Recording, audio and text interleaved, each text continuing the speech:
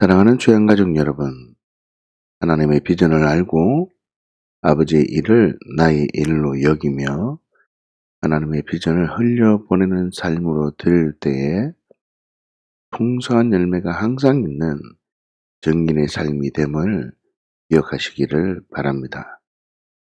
사랑하는 주양가족 여러분, 기적이라는 것은 어려움의 상황, 그 문제적인 상황, 급한 그 상황일 때에 모든 상황이 훈련 상황임을 인정하고 어떤 상황일지라도 오직 하나님의 일에만 집중하고 오직 하나님의 일에만 결단하여 하나님의 일들로 반응을 하면, 다시 말하면 자신의 모든 재능, 최선과 전심으로 반응한다면 하나님의 영광을 경험하게 됨을 기억하시기를 바랍니다.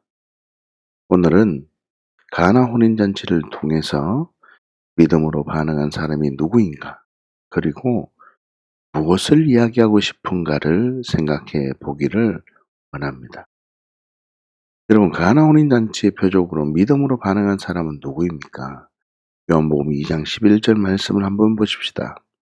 예수께서 이 표적을 갈릴리 가나에서 행하여 그의 영광을 나타내심에 제자들이 그를 믿으니라.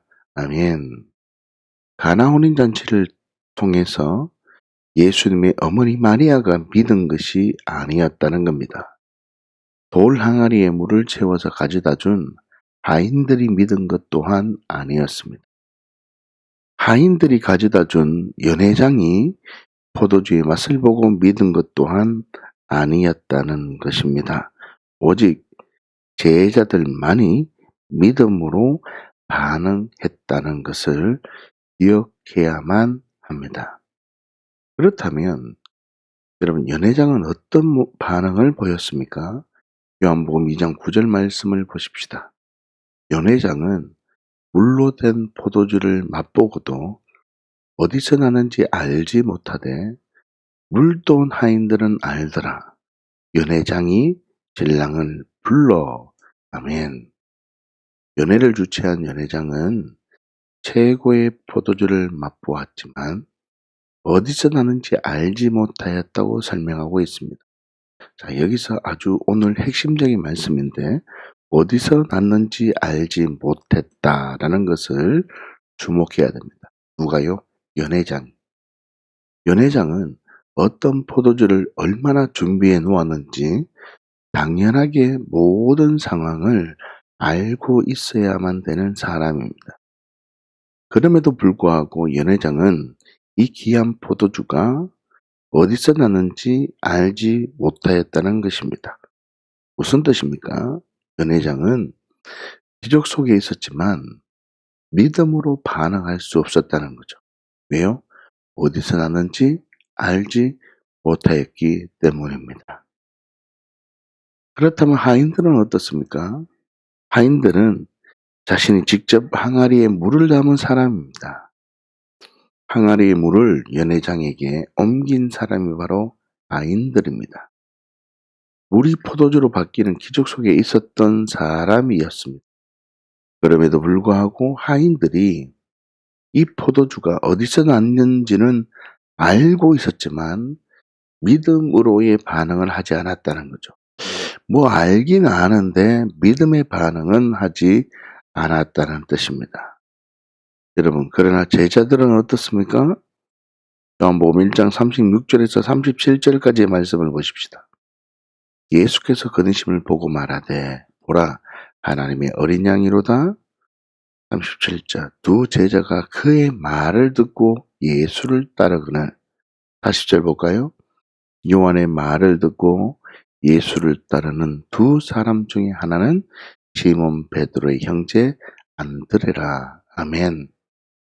여러분, 세례 요한의 두 제자는 요한이 예수님을 향해서 보라, 하나님의 어린 양이라는 말을 듣고 이 말씀을 듣고 예수님을 따르게 되었습니다.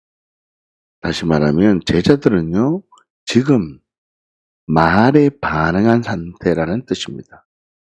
요한의 말만 듣고 예수님을 따르던 그 제자들이 예수님께서 물을 포도주로 바꾸시는 표적을 행하시고 그 표적을 보고는 뭐라고 표현하기는 힘들지만 믿음의 반응을 하게 되었다는 뜻입니다. 다시요. 예수님께서 마르다에게 마르다, 마리아의 언니 마르다에게 말씀으로 계속해서 끊임없이 설명하시고 이해시킨 다음에 마르다에게 나사로가 살아나는 표적을 딱 보이시고는 믿음으로 반응하게 될 자리에서 하나님의 일들로 반응하였습니다. 그처럼 제자들도 마찬가지로 세례 요한에게 하나님의 어린 양 메시아라는 말만 듣고 예수님을 따랐는데 물이 포도주로 바뀌는 표적을 통해서 표현할 길은 없지만 어디서 났는지 알게 되었다는 것입니다. 여러분, 무엇을 이야기하고 있는 것입니까? 표적을 아무리 경험을 많이 하였다 할지라도 이 표적이 어디서 나는지 모를 수 있다는 것입니다. 그러나 말씀을 듣고 맹목적으로 따르던 사람들에게는 이 표적은 믿음으로 반응할 수 있는 귀한 기회였다는 것입니다. 기억하십시오. 오늘 말씀의 지금 핵심입니다. 말씀을 듣고 그 말씀이 이루어지는 현장을 경험하게 된 사람은 말씀을 듣고 그 말씀이 이루어지는 현장을 경험하게 된 사람은 더욱 건강한 믿음으로 자라날 수 있다는 것입니다. 사랑하는 주의 한 가지 여러분, 말씀을 듣고 말씀에 반응한 사람에게 표적과 기적을 통해서 더욱 더 건강한 믿음으로 자라기 위해서 하나님께서는 일하신다는 진리를 붙들고 고린도후서 5장 말씀을 한번 보십시다. 4절입니다. 참으로 이 장막에 있는 우리가 짐진 것 같이 단식하는 것은 벗고자 함이 아니요 오히려 덧입고자 함이니 죽을 것이 생명에 삼킨 바 되게 하려 함이니라. 곧 이것을 우리에게 이루게 하시고 보증으로 성령을 우리에게 주시는 이는 하나님이시니라. 아멘. 여러분, 성령을 우리에게 주시는 이유를 뭐라고 설명하고 있습니까? 성령을 우리에게 주시는 이유. 문제적 상황을 벗어버리려고 발버둥 치는 삶이 아니라 문제적 상황을 정말 예수님으로 충분한지 확인하는 훈련 상황임을 알고 말씀을 붙들고 하나님의 일에 집중하려는 사람에게 그래 하나님의 일에 집중해줘서 고맙구나. 그래 너 하나님의 일에 지금 집중하고 있구나. 이렇게 여겨주시며 확증해 주시기 위해서 뭘 주신다는 겁니까? 성령을 주신다는 겁니다. 여러분 4절을 보시면 죽을 것이 생명에 삼킨 바 되게 하려 함이라 라고 되어져 있습니다. 여러분 마리아는요 포도주가 떨어진 혼인잔치의 훈련 상황에서 죽을 것 뭡니까? 부족한 것이 있었어요. 죽을 것이 생명에 삼킨 바 되게 했다고요. 뭐냐면요 부족한 것을 예수님께 그 상황을 보고하고 예수님께서 무슨 말씀을 하실지 그 하나님의 일에 집중했습니다. 죽을 것이 보였지만 예수님께서 무슨 말씀을 하실지 집중했다. 무슨 말입니까? 생명에만 집중했다는 것입니다. 그리고 예수님께서 말씀하실 때 나의 옳음을 증명하지 않고 하나님만 언제나 옳다는 가치관으로 낮에만 일할 수 있다는 가치관으로 네, 맞아. 오늘이 마지막이라는 가치관으로 이해가 안 되지만 불을 떠서 나르기 시작했다는 것입니다. 여러분 여기서 한 가지 오해를 풀어야 됩니다. 참 이거는 많은 오해를 갖고 있습니다. 항아리에 물을 채우는 행동 아기까지 채운 물을 들고 연회장에게 걸어가는 그 행동을 믿음의 행동이라고 생각하시면 안 됩니다. 여러분, 물인 줄 알지만 연회장에게 건네는 행동이 바로 죽을 것이 생명에 삼킨 바 된 시간임을 아셔야만 합니다. 물인 줄 알지만 분명히 물인데 건네면서 포도주입니다 라고 전하는 그 행동이 믿음의 행동이라는 것입니다. 여러분, 이런 오해 속에 있기 때문에 기도의 시간을 허비하고 기도와 삶을 분리해버린다는 뜻입니다. 허탄한 곳에 시간을 빼앗겨버리고 지금 하나님은 삶으로 살기를 원하시는데 그 삶으로 사는 것은 놓쳐버리고 기도에서 믿음이 생겨지면 기도에서 내 마음에 힘을 얻으면 하겠다. 기도에서 응답이 오면 하겠다라고 한다는 것입니다. 기억하십시오. 연회장에게 건네지 않았다면 두세 통 드는 돌 항아리 6에 물을 아무리 가득 채웠을지라도 건네지 않았다면 기적을 경험할 수 없는 것입니다. 여러분 기억하십시오. 기도와 삶은 절대로 분리할 수 없는 것입니다. 그 결과 5절 한번 보십시오. 우리에게 이루게 하시려고 오종으로 성령을 우리에게 주시는 이는 하나님이시니라. 아멘. 마리아는요, 하인들은 지금 내가 무엇을 하고 있는 거지? 내가 지금 뭐 하고 있는 거지? 이거 지금 이해가 되는 행동이 아닌데? 이런 생각을 하지만 엄청난 내적 갈등을 하고 있었을 것입니다. 엄청난 내적 갈등을 하고 있다는 말은 말씀을 대하는 나의 상태가 길가밭, 돌짝밭, 가시떨기밭, 좋은 밭, 이 4개의 밭 중에 하나로 계속 요동치고 있었다는 것입니다. 길가밭이 되었다가 가시밭이 되었다가 돌짝밭이 되었다가 좋은 밭이 되었다가 다시요 가시떨기밭이 되었다, 이렇게 계속 내적 갈등을 하고 있었다는 것입니다. 그러나 물인 줄 알지만 연회장에게 건넬 때 그 건네는 그 행동, 죽을 것이 생명에 삼킨 바 되는 그 행동 딱 건넬 때 좋은 밭의 상황은 아닐지라도 딱 건네는 그 행동이 말씀에 순종하는 상태입니다. 말씀에 순종하면 보종으로 성령을 부어주듯이 말씀에 순종했을 때 부어주시는 사랑, 기적을 경험하게 되었다는 것입니다. 이게 무슨 말이냐면, 여러분, 기도한다고 이 밭의 상태가 좋은 밭이 되는 게 아니라 전능하신 하나님을 인정하고 하나님을 하나님으로 인정하고 열매를 내가 기대하는 것이 아니라 하나님이 이 상황에서 가장 좋은 것을 주실 줄 믿습니다. 내가 이 열매를 기대하면요, 하나님 보시기에 그게 너에게 오면 너에게 도리어 독이 되기 때문에 하나님이 주시지 않을 수 있습니다. 그래서 성령님이 단식할 수 있다는 것을 아셔야 합니다. 그런데 물인 줄 알지만 연회장에게 건넬 때 내 마음의 상태는 좋은 밭이 아닐지라도 그래요, 맞아요, 나 하나님 말씀에 순종하겠습니다라고 탁 믿음의 진리로 내리고 순종하고 복종하면요, 하나님의 기적이 풀어지는 것입니다.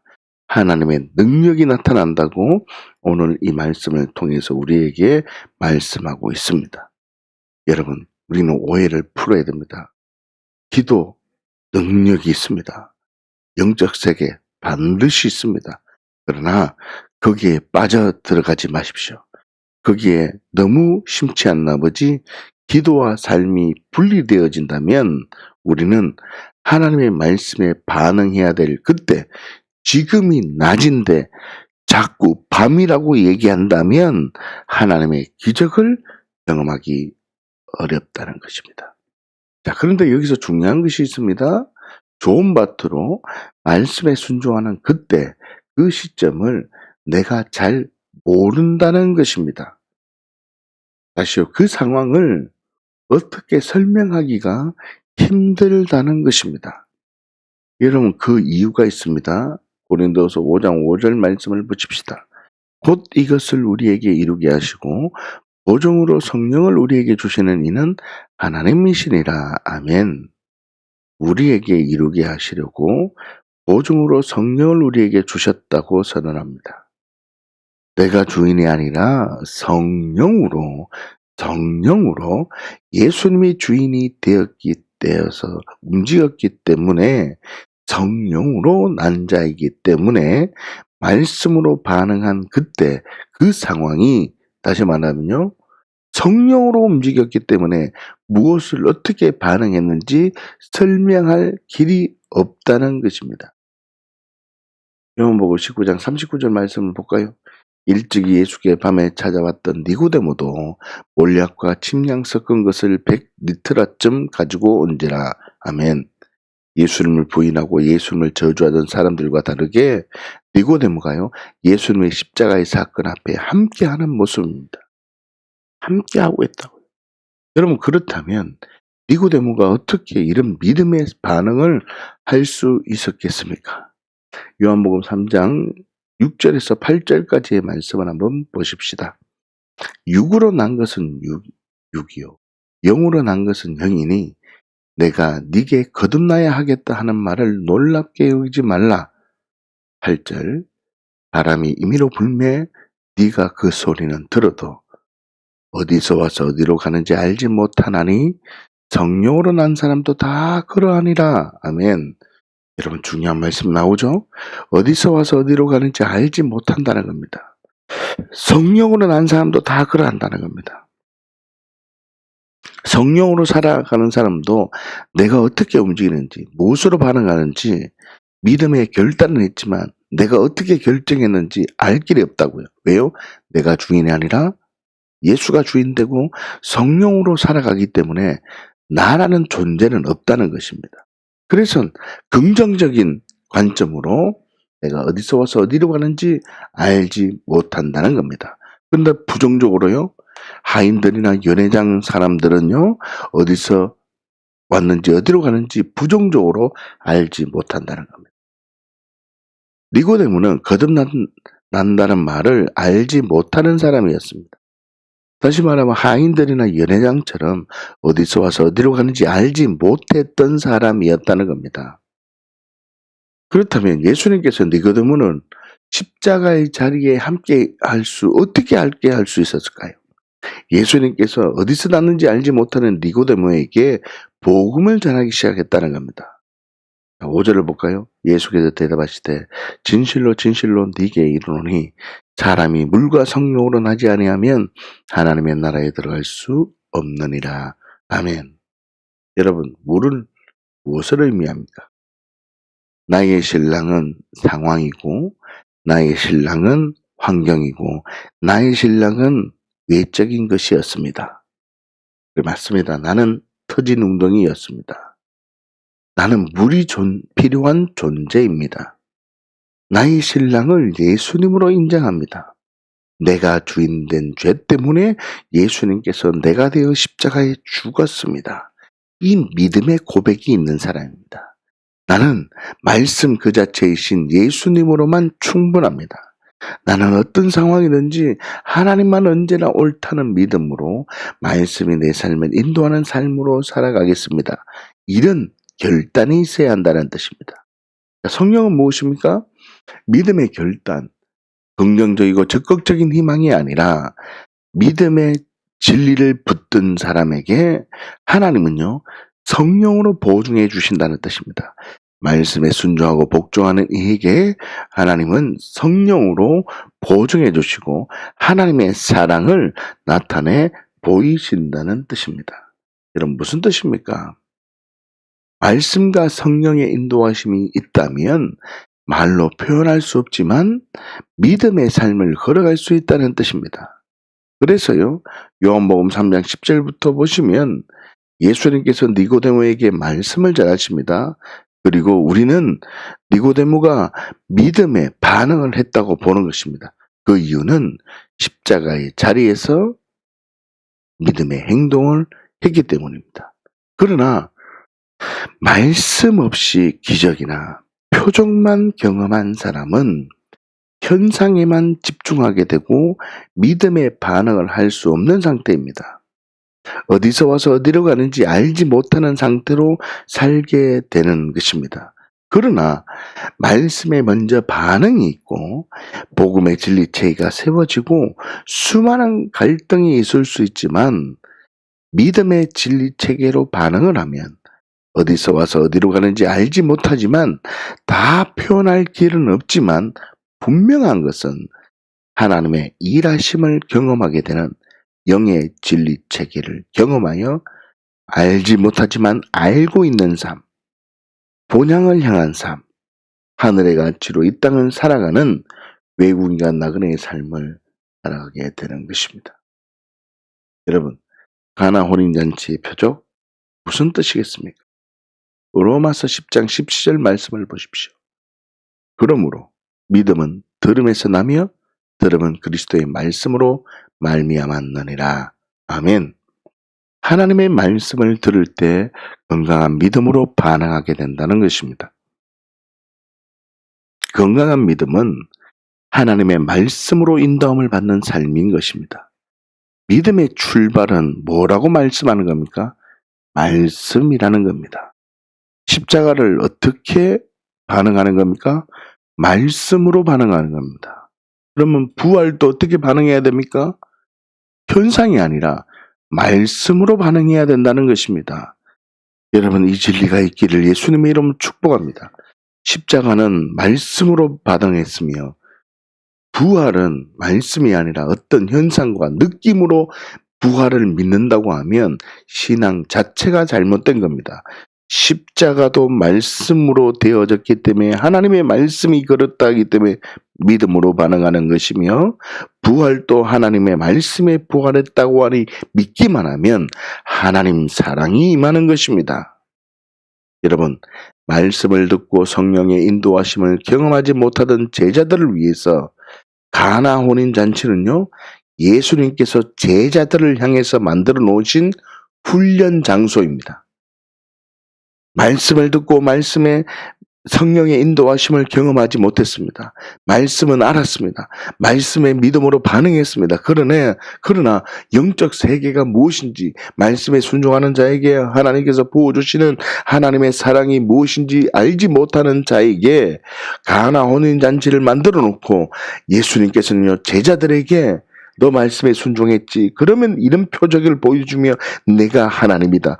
예수가 하나님이다. 예수가 생명이다. 예수가 전능하신 하나님을 나타내 보이시면서 너 말씀 붙들고 나를 따라온 것, 예수를 따라온 것 너 변하지 말고 계속 진리로 있어라. 이 진리를 우리에게 선언하는 것이 바로 가나 혼인잔치의 표적입니다. 그렇기 때문에 우리가 말씀을 듣고 우리의 삶을 신앙의 여정을 살아가면서 수많은 표적과 수많은 기적과 우리가 하나님이 살아계심을 느끼고 주변 사람을 통해서 하나님의 살아계심을 느꼈다면 그게 무엇이라는 겁니까? 너 전능하신 하나님을 믿을 수 있겠느냐? 너 믿음의 가치로 너 하나님 말씀을 믿음으로 반응했는데 정말 지금 상황 속에 전능하신 하나님이 역사하심을 바라보며 너 인생을 예수께 걸 수 있겠느냐? 이 부름임을 알고 우리는 더욱더 말씀에 집중하고 우리는 말씀에 집중할 때 또 하나님께서는 하나님의 사랑, 영적 사역을 통해서 전능하신 하나님 초자연적 능력을 통해서 우리의 믿음이 더욱더 강건해지는 것입니다. 여러분, 풍랑 속에서 제자들이 자신의 모든 방법을 동원해서 노를 젓는 상황은 예수님께서요, 제자들이 얼마나 노를 잘 젓는지 확인하기 위해서 예수님께서 제자들을 바다로 보내신 게 아닙니다. 하나님의 일에 얼마나 집중하는지, 하나님의 말씀을 얼마나 신뢰하는지, 하나님을 하나님으로 인정하는지 만들어 놓으신 훈련 장소라는 것입니다. 여러분, 우리가 삶을 살아갈 때 어려움이 생깁니다. 그 어려움이 왜 생기는 것입니까? 하나님은요, 너 정말 하나님 말씀 붙들고 있는지, 너 정말 하나님을 신뢰하고 있는지 하나님께서 무게를 다는 겁니다. 여러분, 우리는 훈련 상황을 자꾸 두 가지의 잣대로 보십니다. 첫 번째, 어려움이 생기면요, 악한 영이 나를 미혹하는 것이다 라고 시험이다 생각하고, 또는 어떤 사람은요, 어떤 상황이 생겨지면 하나님께서 나를 테스트하는 것이다 라고 생각합니다. 여러분, 너무 악한 영에 집중하지 마십시오. 악한 영, 생각을 지워버리고 지금 내 안에 요동치는 그 악한 영을 예수 그리스도의 십자가의 능력으로 발로 밟으셔야 됩니다. 할렐루야. 외적인 시험, 외적인 테스트, 이거는 잘라버리고 내 안에서 일어나는 악한 영, 내 안에 일어나는 말씀에 거역하는 그것을 예수 그리스도의 십자가의 그 능력으로 발로 밟으시고, 나는 그 사람과 살 수 없노라, 나는 그렇게 행할 수 없노라, 나는 이 상황 하나님의 말씀이 이루어지는 상황이고, 나는 이 상황 하나님께서 나를 준비하고 나를 격려하시고 훈련 상황으로 만들어 놓으셔서 너는 할 수 있는 존재다, 너는 살 수 있는 존재다, 너 나와 함께 한번 살아보자, 하나님께서 응원하시고 있다는 이 진리를 붙들고 나의 믿음을 붙들고 있다는 나의 믿음의 무게를 확인하기 위함이라는 것을 생각하고 승리하는 귀한 가족들 되시기를 예수님의 이름으로 축복합니다. 그렇다면 우리가 살아가면서 부족함, 위기를 느끼는 상황에서 그 상황은 하나님의 일에 얼마나 집중하는지, 우리의 믿음이 어떠한지 확인하는 훈련 상황임을 기억하시고 믿음으로 승리해 나가는 귀한 가족 되시기를 바랍니다. 여러분, 표적을 한번 정리해 볼까요? 오늘 표적 마지막 시간입니다. 표적을 보여주시면서 하나님께서 보내신 인 예수를 믿겠느냐? 너 말씀 따라서 왔잖아. 제자들에게 지금 너 말씀 따라왔잖아. 말씀 붙들고 왔잖아. 예수를 따라오고 있잖아. 그랬는데 너 하나님께서 보내신 인 예수를 믿겠니? 또 표적을 보여주면서 아버지의 온전하심과 같이 너희도 온전하게 되기를 원한다. 아버지의 일이 나의 일임을 너 믿을 수 있겠니? 이 부르심이라는 겁니다. 표적을 보여주시면서 하나님께서 행하신 일을 증거하는 삶으로 살아갈 수 있겠니? 초대하는 것입니다. 그 결과 예수님을 신랑으로 고백을 하면 더욱 말씀을 붙들고 살아가야 돼. 이게 두 번째 표적의 뜻이잖아요. 여러분, 두 번째 표적이 뭐였습니까? 왕의 신하의 아들을 치유하는 장면, 말씀을 붙들고 살아갈 때 표적이 경험된 사건이었잖아요. 그리고 표적에 집중하지 말고 너 말씀을 붙들었으면 어디로 살아야 된다고요? 은혜로 살아가야 된다는 겁니다. 이게 베데스다 연못의 표적이잖아요. 그리고 너 반응할 수 없다면, 은혜로 살아가기 힘들다면 부정하지 말아라. 가만히 있어라. 그리고 오직 하나님의 일에만 집중해. 이게 바로 베데스다 연못의 사건이며 오병이어의 사건입니다. 그래서 오병이어 사건을 통해서 너 하나님의 일에 집중해야 돼. 하나님의 일에 집중해야 돼. 이 사건이 선포되어지고 무리를 걸으시는 표적을 나타내 보십니다. 훈련 상황을 만들어서 그 믿음을 측정하고 하나님의 일에 집중하는지 측정하고 예수님께서는 보고 계시고 예수님께서는 응원하고 계신다는 것이 바로 무리를 걸으시는 표적의 의미인 것입니다. 그리고 너는 하나님의 일에 집중해서 성령의 감동이 왔을 때 실로암 사건이죠. 진심으로 전심으로 모든 것으로 반응한다면 성령의 일하심, 죽은 나사로가 살아나는 사건, 하나님의 영광을 경험하게 된다는 것입니다. 이 진리로, 이 말씀의 진리로, 이 표적의 흐름으로 진리를 잡고 풍성한 열매가 항상 있는 정인의 삶이 되시기를 예수님의 이름으로 축복합니다. 할렐루야.